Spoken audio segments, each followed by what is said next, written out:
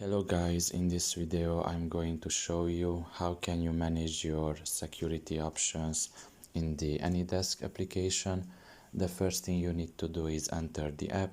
After you have done that and you are in the home page, you can enter the security settings even from the home page. You can see under your address the second option from the left.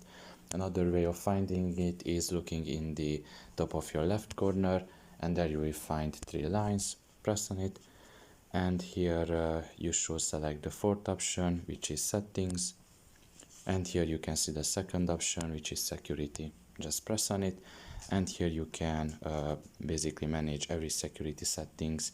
You can see here the interactive access, permissions, the access control list, the discovery, the auto disconnect, and the miscellaneous. So after you have done with setting it, you can just leave basically, and everything will be saved. For example, if I'm going to select, I don't know, maybe never show incoming session requests again and just leave, you can see if I enter once again, it will be saved. So yeah, this is all about it. I hope this video was helpful to you. Thank you for listening and see you next time. Bye bye.